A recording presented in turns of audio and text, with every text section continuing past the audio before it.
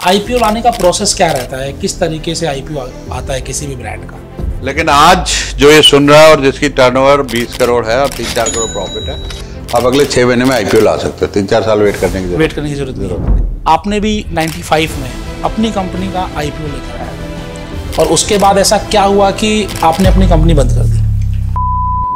3 चीजें हमेशा ध्यान रखें, पीपल, प्रोडक्ट एंड 12,000 नए बिजनेसेस दुनिया में हर एक घंटे में खुलते हैं, लेकिन सिर्फ 3% बिजनेस 100 करोड़ से ऊपर जा पाते हैं। जब क्या कहते हैं कि गाड़ियां आई थी ना, उन्होंने कहा था टांगे आउट ऑफ बिजनेस हो जाए, घोड़े गए, घोड़ों का धंधा क्या भाई। हमारे एक दोस्त हैं, उनके पास 200 घोड़े 3-3 करोड़ रुपए के। क्या बात है। और एक पीछे कानपुर से मिले, वो 300 करोड़ का एक्सपोर्ट करते हैं हॉर्स एक्सेसरीज का। तो बिजनेस का रूप बदल गया। आज वो घोड़े टांगे में नहीं, रेस में दौड़ रहे हैं, क्योंकि ज्ञान सबके पास है। आप सब लोग ज्ञानी हो, मुझे ज्ञान देने की कोई जरूरत नहीं है।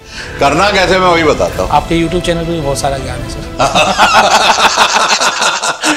पान की दुकान खोलो लेकिन नौकरी मत करो। बेटा पान की दुकान खोल लेना, नौकरी मत करना।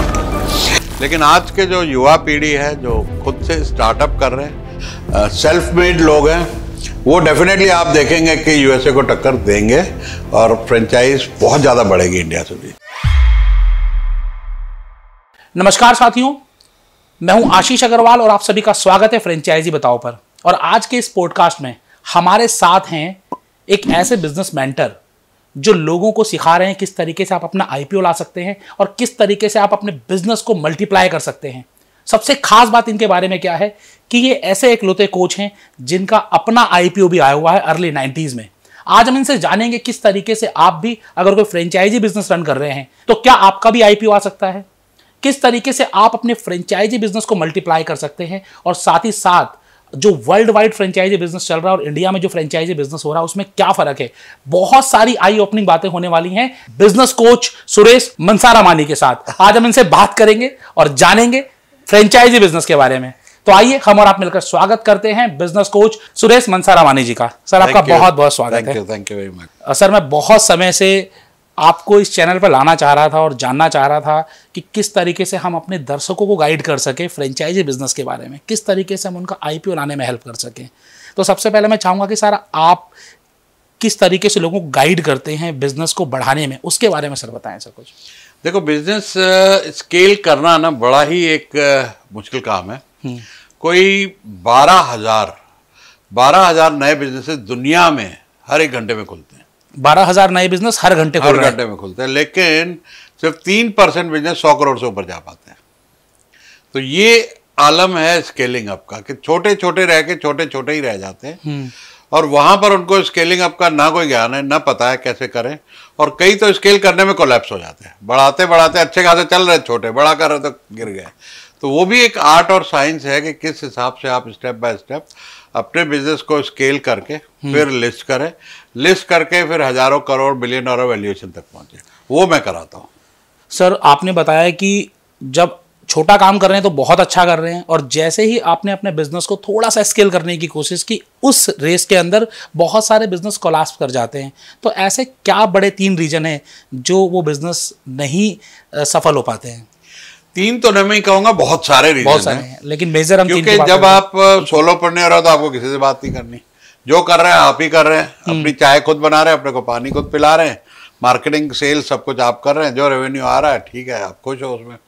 जहां आप 1 से 2, 2 से 10 होते हो, 10 तक भी ठीक है। हाँ जी, भाई कोई कम्युनिकेशन का प्रॉब्लम नहीं है, आपस में जब बात कर ली।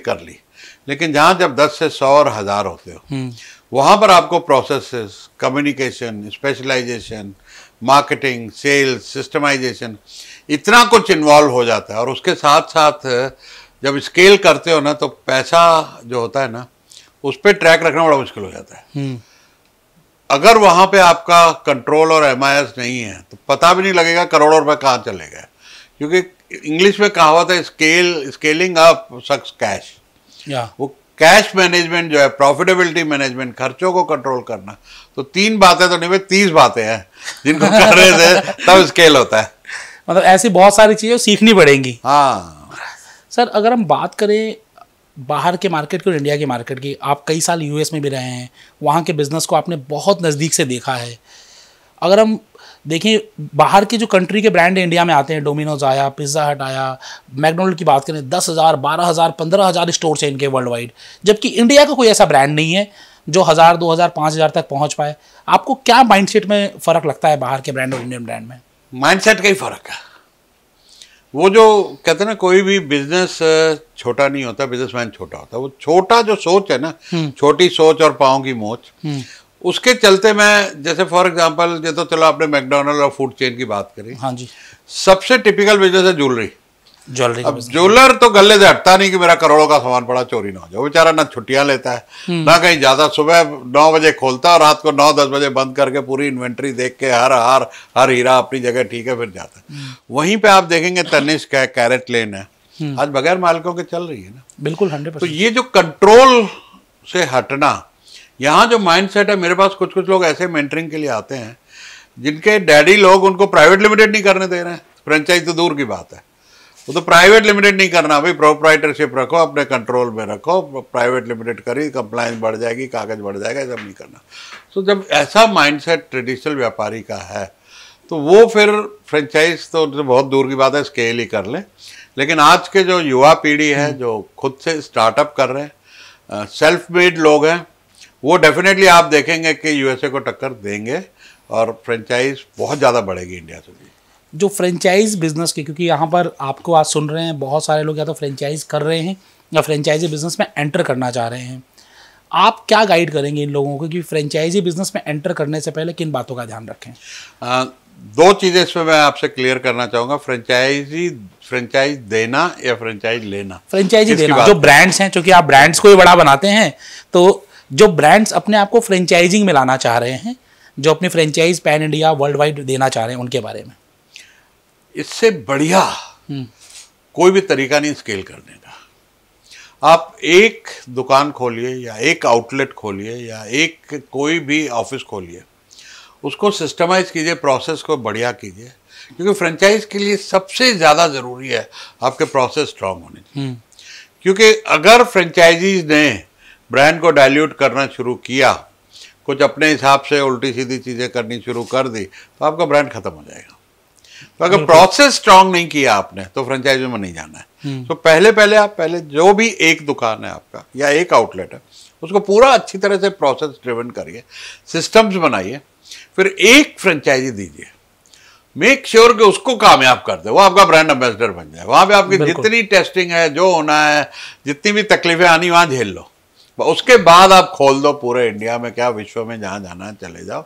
और फ्रेंचाइज से अच्छा शॉर्टकट कोई स्केलिंग अप बिजनेस का है ही नहीं। पहले आप पायलट प्रोजेक्ट रन करो, हाँ। और जब आपका पायलट प्रोजेक्ट सक्सेसफुल हो जाए तो उसको आप स्केल करो। राइट। लेकिन सर, मैं लास्ट ईयर 2023 की बात करूं तो 2 ऐसे ब्रांड जो अपने आप में बहुत बड़े स्टार थे, एक चाय वाला और साथ साथ में एक बहुत बड़े बिजनेस कोच भी हैं, उनका फ्रेंचाइजी मॉडल बुरी तरीके से कोलैप्स कर गया। तो आखिरकार आपको ऐसा क्यों लगता है कि एक बिजनेस बहुत सक्सेसफुली चल रहा है और अचानक से मार्केट बिल्कुल सेंटिमेंट्स खत्म हो जाते हैं, बिजनेस खत्म हो जाता है, ऐसा क्यों होता है सर? प्रोसेस अगेन आप देखेंगे वहाँ प्रोसेस का बहुत बड़ा फेलियर है दोनों ही जगह पे। दोनों स्टोरीज आपने भी देखी, मैंने भी देखी। हाँ जी। दोनों जगह जब वो स्केल किए तो कहीं ना कहीं जो ओरिजिनल आइडिया से शुरू हुए थे वो डाइल्यूट होते होते होते नीचे तक उनका कंट्रोल ही निकल गया।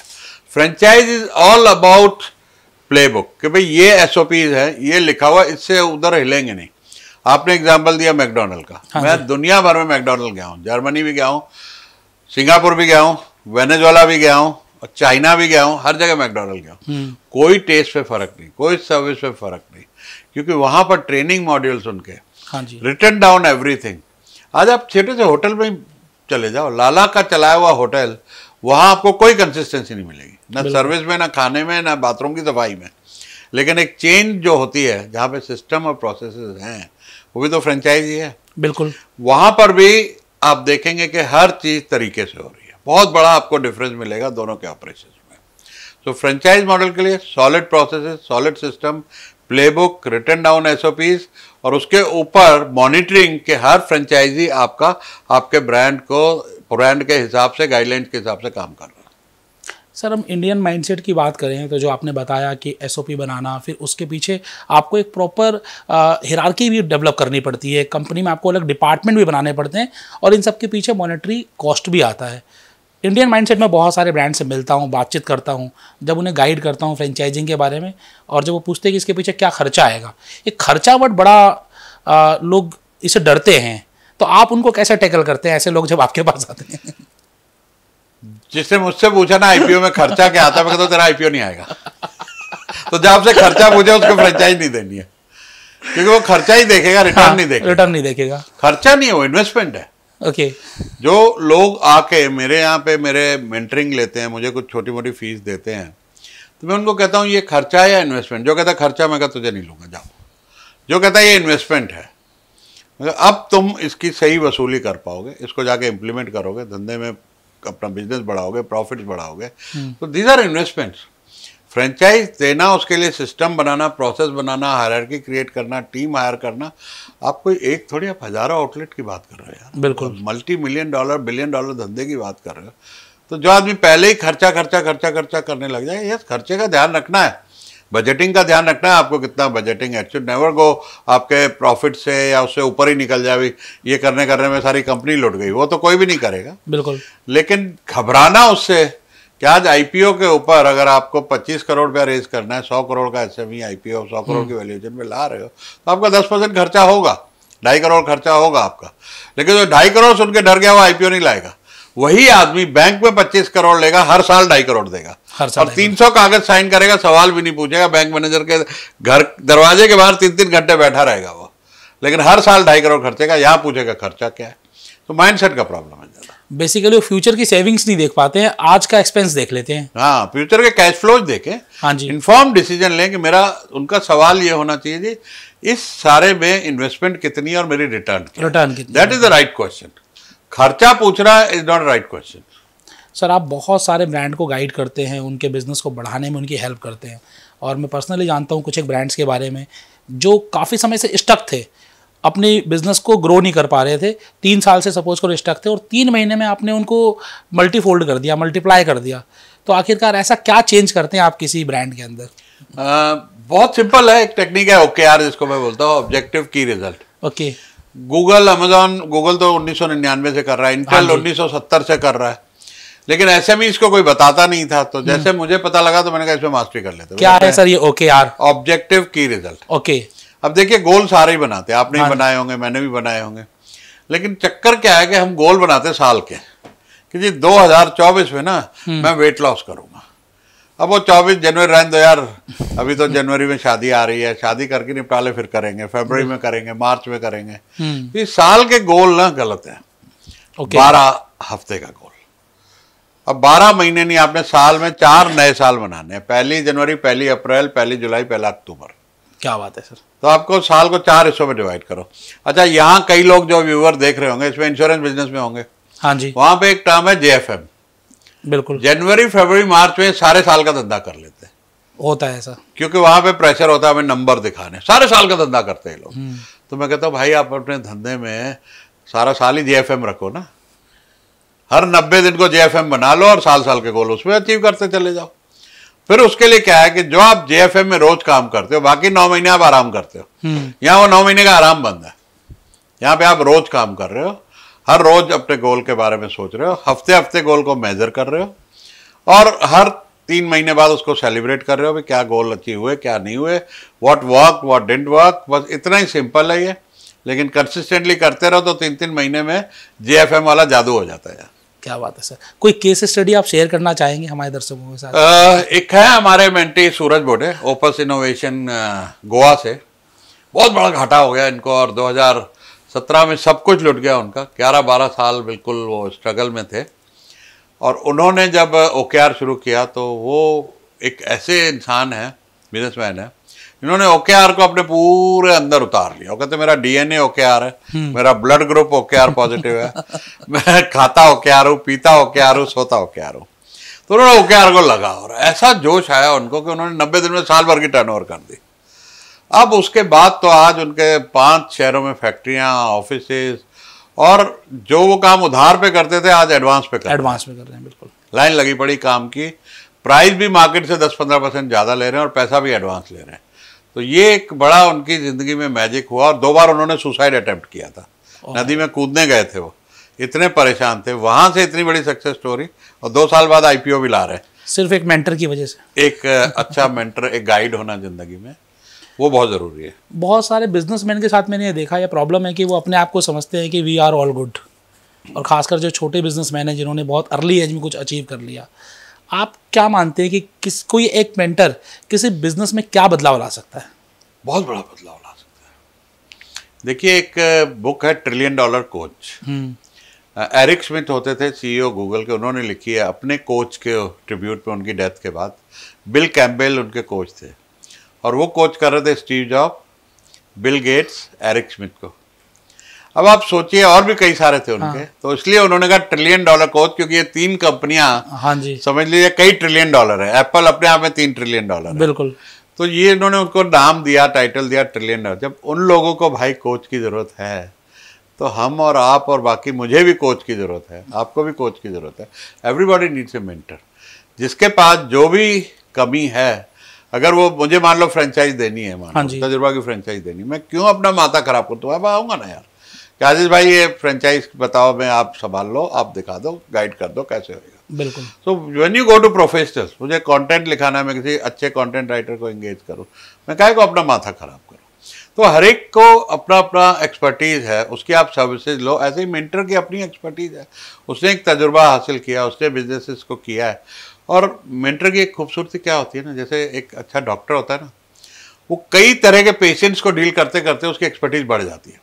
जब वो कुछ पढ़ के आता है MBBS MD, तो उसकी एक स्पेशलाइजेशन है कि मैं आँख का या हार्ट का डॉक्टर। लेकिन जब वो 5-10 हज़ार पेशेंट हार्ट के देख लेता है, तो उसकी एक्सपर्टीज नेक्स्ट लेवल चली जाती है। वही मेंटर के साथ होता है। आज मैं कहूँ, मैं 5 साल में इतने बिजनेसेस के बारे में जब मैं सिखाता हूँ, तो मैं सीखता भी तो हूँ। तो अब जगह अगर मैं मान लो आपको मेंटर करता हूँ, तो मैं भी तो आपके बिजनेस के बारे में, फ्रेंचाइज कैसे दी जाती है, फ्रेंचाइज बताओ क्या, वो भी तो सीख लूंगा। 100%। तो मेरी नॉलेज भी अपने आप बढ़ते चले जा रही है। तो एक्सपीरियंस मेंटर के पास बहुत खजाना होता है नॉलेज का, प्लस उसका अपना तजुर्बा तो है ही है। सर, आप SME IPO भी पढ़ाते हैं, IPO कैसे लेकर आया जाए, चाहे वो SME लाना हो या मेन बोर्ड IPO लाना हो। अगर हम फ्रेंचाइजिंग बिजनेस की बात करें, खासकर वो सभी ब्रांड्स जिनकी अभी सिर्फ 10 या 20 फ्रेंचाइजीज हैं, क्या वो भी IPO लेकर आ सकते हैं? देखिए, IPO में इससे फर्क नहीं पड़ता 10 या 20 है, यहाँ तक के जो फ्रेंचाइजीज हैं वो भी ला सकते हैं। और पिछले दिनों आपने देखा यामाहा के डीलर, बिल्कुल, 2 शोरूम, उनका भी IPO आया। थोड़ी कंट्रोवर्सी जरूर हुई उसको लेके, लेकिन IPO आया।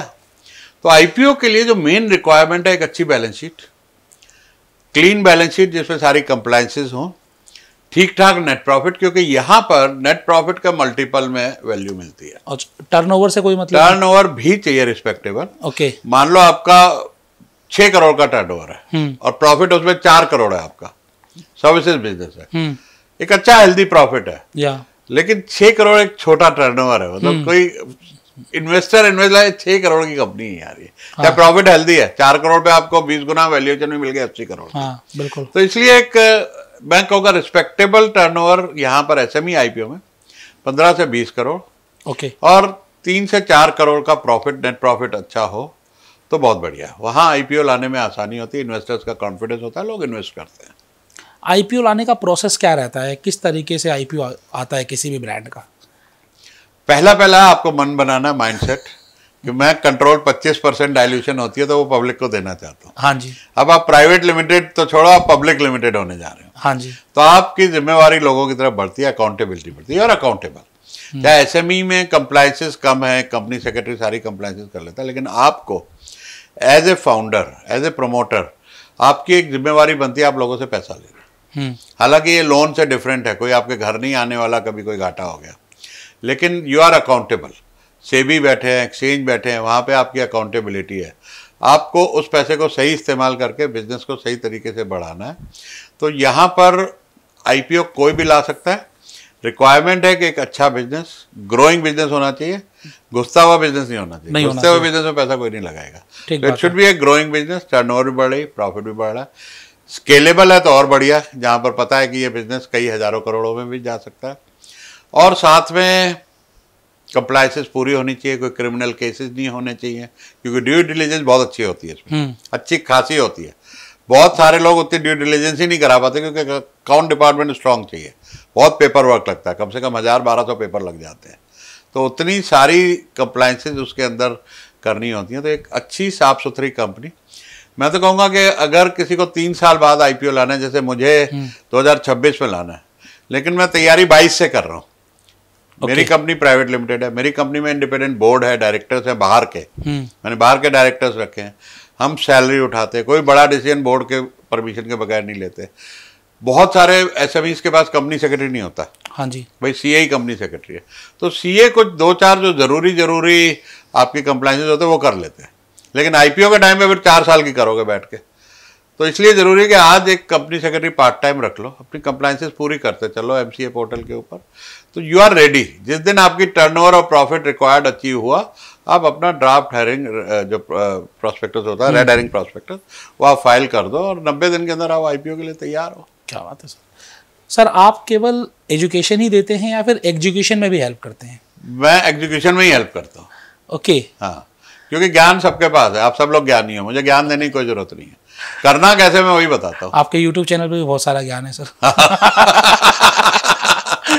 पान की दुकान खोलो लेकिन नौकरी मत करो। बेटा पान की दुकान खोल लेना, नौकरी मत करना।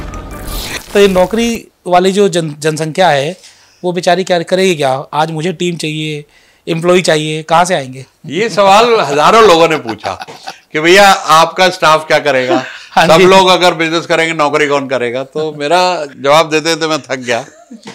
तो सबको मैंने समझाया भी देखो दुनिया में जो है ना 95% वेल्थ 5% लोगों के पास क्यों है, 95% लोग क्यों नहीं अमीर बन पाते?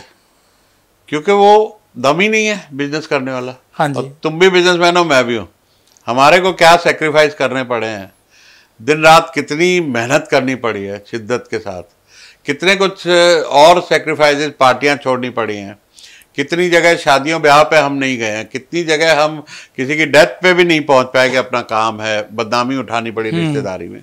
ये सारी चीज़ें हम फेस करते हैं, स्ट्रेस लेके रातों को जागे हैं कि कल पेमेंट करनी है, आज पैसे नहीं है, अरेंजमेंट नहीं है, ये सारी चीज़ें कौन झेल पाता है यार? तो नौकरी करेंगे ना। बिल्कुल। पर अगर मेरी इस बात से 2-4% लोग भी इंस्पायर हो गए, हमारा जीवन सफल हो गया। बहुत बढ़िया सर। हम लोग वापस आते से एक टीम बड़ा इंपॉर्टेंट फैक्टर होता है किसी भी कंपनी के लिए, और दूसरा फिनांस है। फिनांस में IPO तो एक लंबा प्रोसेस है, आज कोई सोचेगा तो 3 साल बाद या 4 साल बाद आएगा, लेकिन हम IPO की बात करें या फिर प्राइवेट इक्विटी की बात करें या बैंक लोन की बात करें, तो आप सबसे बेहतर किसको मानते हैं? देखो पहला आपने बोला 3-4 साल लगेंगे। हाँ। लेकिन आज जो ये सुन रहा है और जिसकी टर्नओवर 20 करोड़ है और 3-4 करोड़ प्रॉफिट है, आप अगले 6 महीने में IPO ला सकते हो। 3-4 साल वेट करने की जरूरत नहीं है। आपकी कंपनी प्रोप्राइटर है, पार्टनर है, 1% है, LLC है, वो भी टेक ओवर हो जाती है प्राइवेट लिमिटेड में, उसका भी प्रोसेस है 2-4 महीने का, वो भी हो जाता है। डोंट वरी अबाउट इट, 6 महीने ज़्यादा का नहीं है अगर आप आज तैयार हो। अब आपने कहा कि private equity, loan, IPO, crowd funding, इसमें से क्या बढ़िया है? हर परिस्थिति के हिसाब से हर चीज़ बढ़िया है। लोन के बारे में मैं कहूँगा कि लोन तभी लेना जब आपको 100% नहीं 1000% ये भरोसा हो कि इस लोन से मैं जितना ब्याज भर रहा हूँ उससे 3 गुना 4 गुना कमा लूँगा, और जब वापस करना हो वापस कर दूंगा। लोन लेके अगर ऑपरेटिंग एक्सपेंस में खर्चा कर दिया और 2 साल बाद कहो भाई अब धंधे में वो पैसा है नहीं, लोन वाला तो खत्म हो गया, अब आगे चलाने के लिए और लोन लो, फिर उस लोन चुकाने के लिए और लोन लो, तो वो एक बहुत बड़ी भंवर में आदमी फंस जाता है, फिर निकल नहीं पाता है। तो लोन लीजिए, काम को बढ़ाइए। आज बहुत अच्छे अच्छे लोन CGT है, MSE अवेलेबल है विदाउट कोलेटरल 5 करोड़ तक, जल्दी भी हो जाता है, 2 हफ्ते के अंदर अंदर भी हो जाता है। लेके उससे अपना बिजनेस बढ़ाइए, फिर SME IPO में जाइए, वहाँ से पैसा रेज करके लोन वापस कर दीजिए, तो आपकी बैलेंस शीट भी बढ़िया हो जाएगी, क्योंकि ब्याज हट जाएगा तो नेट प्रॉफिट बढ़ जाएगा। नोएडा का एक हॉस्पिटल है यथार्थ हॉस्पिटल, काफी कर्जा था उनके ऊपर, 60 करोड़ रुपया उन्होंने IPO से पैसा लेके कर्जा हटाया तो शेयर प्राइस बढ़ गया, क्योंकि अब बैलेंस शीट अच्छी हो गई और कंपनी भी प्रॉफिटेबल हो गई। हाँ, डेप्ट फ्री कंपनी हो गई। डेप्ट फ्री कंपनी हो गई। तो डेप्ट लेने में दिक्कत नहीं है, उस डेप्ट को कैसे आपको ओवरकम करना है इसका प्लानिंग पहले से होनी चाहिए। गुड और बैड डेट का ख्याल कर लो कि जो अच्छा कर्जा है जिसको आप सही तरीके से इस्तेमाल करके बिजनेस बढ़ा सकते हो, प्रॉफिट कमा सकते हो, बहुत अच्छा कर्जा है। लेकिन कर्जा अगर आप अपने ऑपरेटिंग एक्सपेंसेस निकालने के लिए कर रहे हो और वो प्रॉफिट में नहीं निकल रहा है ऑपरेटिंग एक्सपेंस, तो फिर आपका बिजनेस आईसीयू में, वेंटिलेटर पे पहुंच ही जाएगा। मुझे लगता है कि लोन सिर्फ और सिर्फ आपको कैपिटल एसेट्स के ले लेने चाहिए, रनिंग एसेट्स के। वर्किंग कैपिटल भी ओके है, ओके, लेकिन वो रोटेट हो रही है ना। हाँ जी। सी वर्किंग कैपिटल और जो कैपिटल एसेट है, कैपिटल एसेट में टर्म लोन लेंगे आप, किस्तों में देते रहेंगे। हाँ जी। लेकिन वर्किंग कैपिटल भी तो आपको चाहिए, सैलरीज देनी है आपको, साथ साथ बिजली पानी खर्चा। लेकिन जब आपकी पेमेंट आएगी उसके अंदर इतना प्रॉफिट होना चाहिए कि वो उसको कवर कर रहा है। आपका ऑपरेटिंग एक्सपेंस है मान लो 15%, आपने उसके ऊपर लोन लेके खर्चा कर दिया, लेकिन वो आपके प्रॉफिट में से वापस नहीं आ रहा वो पैसा, तो जीरो हो गया ना, फिर वो तो खत्म हो गया, वो गलत है। ये बड़ी इंपॉर्टेंट चीज़ आज आपने जानी है कि आपको लोन किस तरीके से लेना है, वो भी आपको सीखना चाहिए। क्योंकि आज बहुत सारे जो बिजनेस फेल हो जाते हैं, इसके पीछे एक ये भी बड़ा रीज़न है कि उनका जो एक्सपेंस है उनकी इनकम से ज़्यादा बड़ा हो जाता है, और जिस वजह से वो नुकसान में चले जाते हैं। सर, आपने भी 95 में अपनी कंपनी का आईपीओ लेकर आया था, और उसके बाद ऐसा क्या हुआ कि आपने अपनी कंपनी बंद कर दी? जो मैं ये चीज़ें बता रहा हूँ सारी गलतियां मैं कर चुका हूँ। खर्चा ज़्यादा हो गया था इनकम से। वो टाइम में बात करूं तो कोई 50 लाख से ऊपर का मेरा महीने का खर्चा हो गया था, और प्रॉफिटेबिलिटी इतनी नहीं थी। तो उस खर्चे को मीट करने के लिए हम बोरोइंग कर रहे थे, और कर्जा। तो एक दिन तो वो खड्डा बन रहा था। हाँ जी। वो खड्डा बढ़ गया, और उसके बाद 2 बड़े कस्टमर बैंकरप्ट हो गए, तो हमारी कंपनी बैठ गई। तो मेरा तो फिर फैक्ट्री भी बिक गई, बंगला भी बिक गया, कंपनी भी बिक गई जो लिस्टेड थी, सब कुछ चला गया। तो जो कुछ मैं आज सिखा रहा हूँ लोगों को, वो सब कुछ पर्सनल एक्सपीरियंस से सिखा रहा हूँ। वो सारी गलतियाँ मैं कर चुका हूँ पहले खुद, जब उस जमाने में हमारे पास मेंटर नहीं थे और अकल भी नहीं थी ये वाली। बेसिकली आपने करके सीखा है। हाँ। और इस वजह से आज आपको रियल नॉलेज मिलेगी, सिर्फ किताबी ज्ञान नहीं मिलने वाला है, किताबी ज्ञान के साथ साथ आपको रियल ज्ञान मिलने वाला है, क्योंकि implementation is always better than education. आपने एजुकेट करके अपने अंदर इम्प्लीमेंट किया है तो उसके तो क्या ही कहने। सर चलिए, इम्प्लीमेंटेशन तो अपनी जगह पर है, लेकिन किताबों की बात करें तो ऐसी कौन सी किताबें हैं जिनसे आप सबसे ज़्यादा इंस्पायर हुए हैं? देखिए, पहली किताब जो मैं सबसे ज़्यादा इंस्पायर हुआ टफ टाइम में, जब मेरा बुरा टाइम आया, जब सब कुछ बिक गया तो चारों तरफ अंधेरा, अब समझ में नहीं आता क्या करें, इतना कमाया जीरो हो गया, और हर आदमी आपको बेवकूफ़ भी कह रहा है। घर वाले, बाहर वाले, रिश्तेदार गया बेवकूफ़ था, इतना बड़ा काम करके डुबो दिया, 2 कस्टमर पे डिपेंड होने की क्या ज़रूरत थी। अच्छा, बहुत उड़ रहा था, हाँ आईपीओ लाएंगे, ये लाएंगे, सब बातें ताने सुनने पड़ते। बिल्कुल। तो वो टाइम में किताब पढ़ी मैंने, रॉबर्ट शुलर की है, tough time never last, tough people do, और वो कम से कम 50 बार पढ़ ली। जब रात को नींद नहीं आती किताब फिर पढ़ लेता था, हर स्टोरी को पढ़ना, फिर इंस्पायर होना कि चलो उठो भागो, अभी वापस बिल्टअप कर सकते हैं। तो that was one good thing. Then उसके बाद में magic of thinking big, outliers, tipping point, ये बढ़िया 1000 से ज़्यादा किताबें पढ़ ली भाई। तो स्कूल कॉलेज तो मेरा बड़ा ही ऐसे था कि वहाँ से तो कुछ मिला ही नहीं, पेड़ों के नीचे तो हम पढ़े हैं। तो ये किताबों ने ही बहुत कुछ सिखाया, जहाँ पे बड़े बड़े तजुर्बेकार लोगों का एक 200-300 रुपए के अंदर सारा ज्ञान, सारा तजुर्बा मिल गया उसके अंदर। मैंने सैम वॉल्टन की किताब पढ़ी, उसने कैसे वॉलमार्ट बिल्ड किया। अकियो मोरिटा की किताब पढ़ी, सोनी कैसे उसने बिल्ड किया।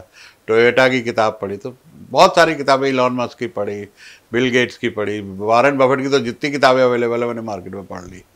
तो ये सारी किताबों से बहुत कुछ सीखने को मिला। क्या बात है सर।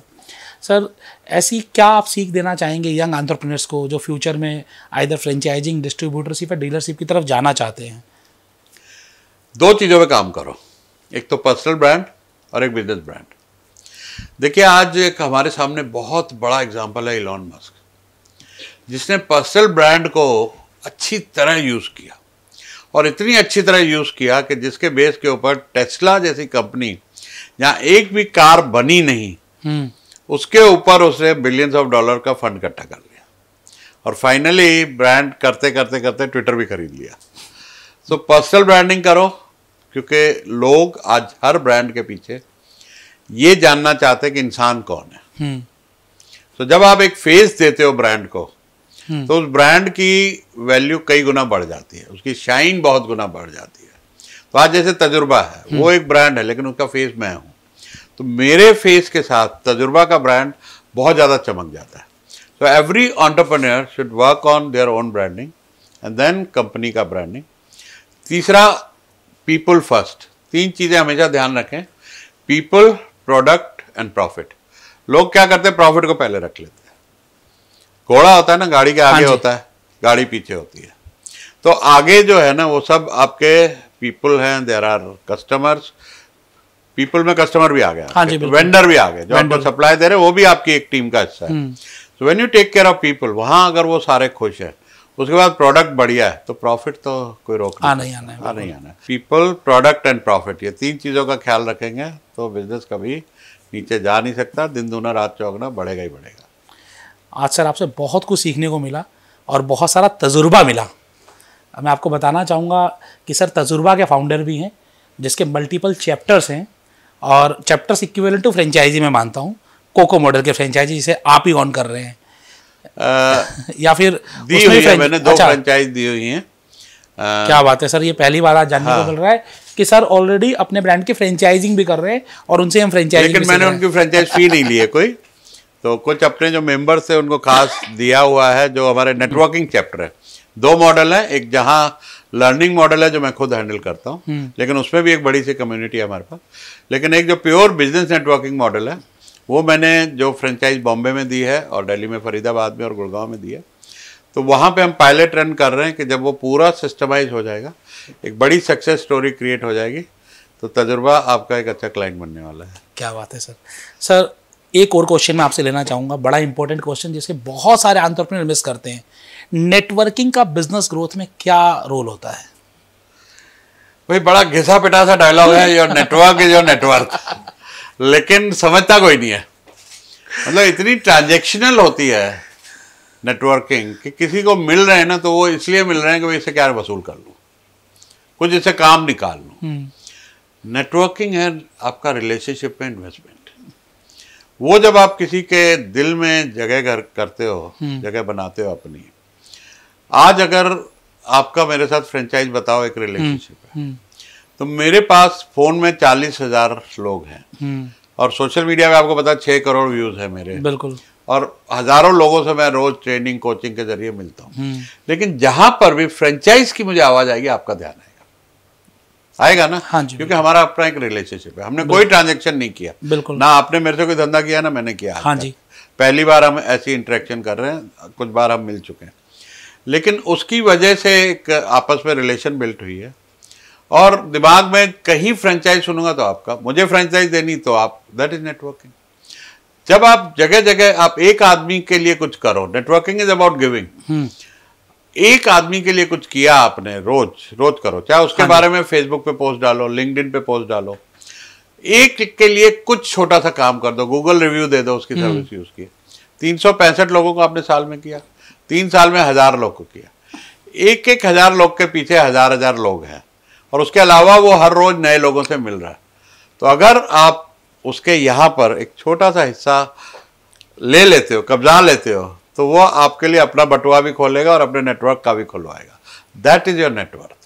तो नेटवर्किंग का सही मायने में is about giving, helping lot of people, building relationship and long term relationship. क्योंकि पैसा जा सकता है, जैसे पुराने जमाने में कहते हैं गुडविल नहीं जानी चाहिए, गुडविल नहीं जानी चाहिए, तो ये भी गुडविल जैसा ही है कि आपका नेटवर्क आपको कितना भी गिर जाओ वापस सपोर्ट करके खड़ा कर देगा।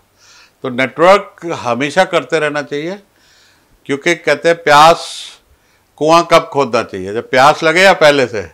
तो नेटवर्क आज से बनाना शुरू करोगे तो 3-4 साल बाद काम आएगा। बिल्कुल ठीक बात है, जब आपको जरूरत पड़ेगी तो कुआं रेडी रहेगा। हाँ, बस पानी तो ये वो कुआं सर आज आप सोशल मीडिया पर भी बहुत एक्टिव हैं, आपकी रेगुलर वर्कशॉप्स भी होती हैं, ऑफलाइन भी, ऑनलाइन वर्कशॉप्स भी होती हैं, आप तजुर्बा के मल्टीपल चैप्टर्स को भी हैंडल कर रहे हैं, तो आप इतना समय को मैनेज कैसे करते हैं?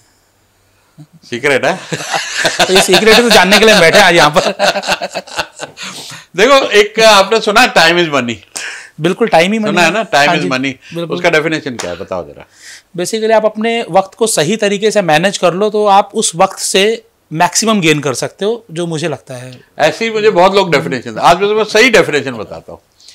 फॉर एग्जाम्पल, हाइपोथेटिकली, मैं सही इनकम नहीं बताऊंगा कितनी है अभी, लेकिन मेरी इनकम मान लो 1 करोड़ रुपये महीना है। तो 25 दिन मैं काम करता हूँ, मान लो 26 दिन, वैसे तो मैं 7 दिन ही करता हूँ। हाँ जी। तो 30 दिन के हिसाब से लगा लो तो मोटा मोटा 3 लाख रोज हुई। हाँ जी।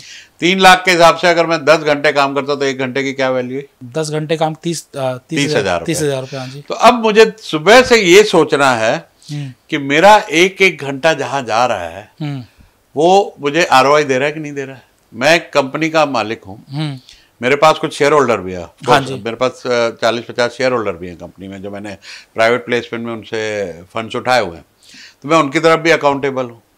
तो मैं कंपनी सैलरी ले रहा हूँ, लेकिन मेरा एक एक घंटे की कीमत है, तो मैं बहुत केयरफुल रहता हूँ कि मेरा 1 घंटा कहाँ जा रहा है। गॉसिप में गया, बेमतलब वर्किंग टाइम में फ़ोन पे गया, किसी ऐसे फालतू आदमी से मिलूँ, ना मैं उसकी कोई वैल्यू ऐड कर रहा हूँ ना वो मेरी वैल्यू ऐड कर रहा है, तो वहाँ पर तो वेस्ट हो गया था। तो मैंने 3 घंटे वेस्ट किए तो मेरा तो लाख रुपया चला गया। मैं उस टर्म में कहता हूँ टाइम इज मनी। तो अगर आप अपने टाइम की एक वैल्यू लगा लो कि whatever your income is divide by hour, आप हर घंटे की वैल्यू करोगे। अब एक हफ्ता आप एक लेजर बना लो, इधर IPA लिखो, इधर लिखो IRA। IPA होता है income producing activity, income reducing activity. एक हफ्ता लेजर लिख लो कि मैंने दिन के घंटे IPA में लगाए, कितने IRA में लगाए। भाई साहब आंखें खुल जाएंगे, तीसरी आंख खुल जाएगी कि मैं इतना टाइम वेस्ट कर रहा हूँ, इतना अपना ही नुकसान कर रहा हूँ। तो you will be very careful with your time. और प्रायोरिटी होती है, जैसे आज आपने मुझे यहाँ बुलाया, तो 15 दिन पहले मेरे कैलेंडर में 14 नवंबर सुबह से बुक है, बीच में कोई अपॉइंटमेंट नहीं, कुछ नहीं जाना, कहीं नहीं आना, सीधा घर से उठे नोएडा आ गए, आज शाम तक रात तक मैं आपके साथ ही। तो वो प्रायोरिटी है। अगर आप मेरी प्रायोरिटी नहीं होते तो मैं नहीं आता। ठीक बात। बिकॉज आप मेरी प्रायोरिटी, आपने बुलाया, आपने इनवाइट किया दिल से, तो मैं आया। तो जब भी मुझे कोई कहता है टाइम नहीं है, तो मैं कहता हूँ भाई शायद मैं तेरी प्रायोरिटी नहीं हूँ, नमस्ते। क्या बात है सर। सो अगर आप किसी के लिए प्रायोरिटी हो, आपकी सेहत आपकी प्रायोरिटी है, आप टाइम दोगे। आपकी वाइफ आपके लिए प्रायोरिटी है, टाइम दोगे। बच्चे प्रायोरिटी है, दोगे। आपके दोस्त, नेटवर्क, रिश्तेदार, बिजनेस, कोई भी काम आपकी प्रायोरिटी, आप टाइम मैनेज कर लोगे। और मैं सिंपल, मेरे पास सेक्रेटरी है, लेकिन मैं अपनी अपॉइंटमेंट खुद अपने गूगल कैलेंडर में लिखता हूँ। तो आप गूगल कैलेंडर यूज़ करना शुरू कर दो। कोई भी फ़ोन करता था, इस दिन मिल रहा है, मैं कौन सी डेट, अच्छा लाओ, गूगल खोला, डाल दिया, वही बुक हो गया तेरा स्लॉट, खत्म हो गई बात। आज आपको पता चला टाइम क्या है, तो अगली बार आप टाइम किसे दोगे? जो आपके लिए प्रायोरिटी हो, जो आपके गोल से अलाइन, जो आपके गोल से अलाइंड हो। सर हमने बहुत सारी बात ब्रांड्स के बारे में करी, आपके बारे में करी, जो बहुत सारे दर्शक देख रहे हैं जो कुछ नया बिजनेस करना चाहते हैं, और आप डे टू डे न जाने कितने अलग अलग बिजनेसमैन से मिलते हो, तो आपको क्या लगता है कि 2025 में ऐसे कौन से सेक्टर्स हैं जो बहुत अच्छा ग्रूम करने वाले हैं, जहां पर अपॉर्चुनिटी क्रिएट करने वाले होने वाली है बिजनेस के बारे में? देखो भाई, बिजनेस तो कोई भी करो, सेक्टर तो there is no bad business. जब क्या कहते हैं कि गाड़ियां आई थी ना, उन्होंने कहा था टांगे आउट ऑफ बिजनेस हो जाए, घोड़े गए, घोड़ों का धंधा गया। भाई हमारे एक दोस्त हैं, उनके पास 200 घोड़े 3-3 करोड़ रुपए के। क्या बात है। और एक पीछे कानपुर से मिले, वो 300 करोड़ का एक्सपोर्ट करते हैं हॉर्स एक्सेसरीज का। तो बिजनेस का रूप बदल गया। आज वो घोड़े टांगे में नहीं, रेस में दौड़ रहे हैं, और उनकी बड़ी बड़ी कीमत है, शौक है रईसों के। तो बिजनेस का रूप बदलता जाता है, पर बिजनेस कोई बैड नहीं होता है, बैड लीडर। तो आपको टाइम के साथ इवॉल्व होते जाना है, बिजनेस को इवॉल्व करते जाना है, चेंज करते जाना है।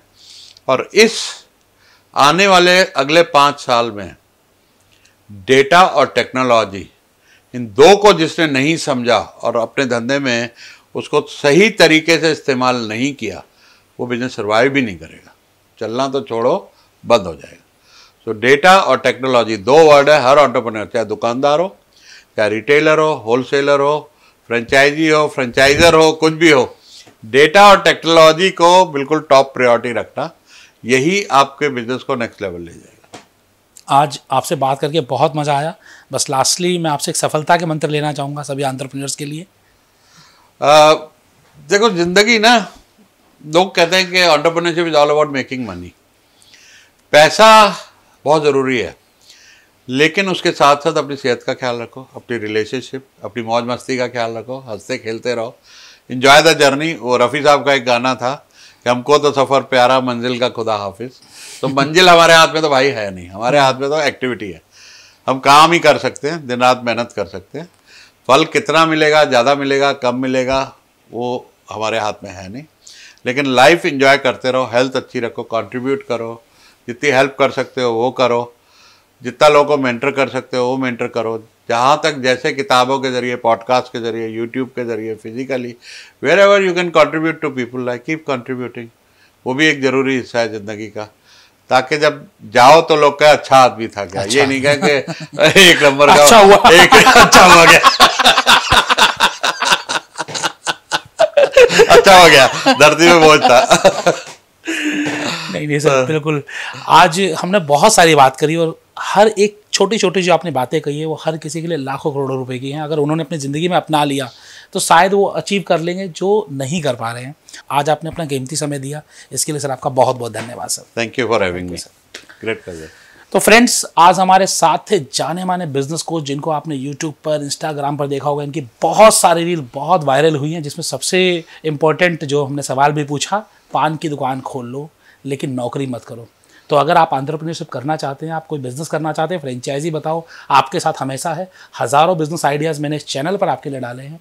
और आज बहुत सारी इंपॉर्टेंट बातें आईपीओ को लेकर, टीम मैनेजमेंट को लेकर, टाइम मैनेजमेंट को लेकर आपके साथ शेयर की सुरेश सर ने। आप इनके बारे में कुछ और जानना चाहते हो, कोई सवाल हैं तो आप कमेंट्स बॉक्स में ज़रूर पूछिएगा और मैं कोशिश करूँगा कि आपके सारे सवालों के जवाब हम आगे फिर कभी लेकर आएँ। आज के लिए इतना ही। जय हिंद, जय भारत। Thank you.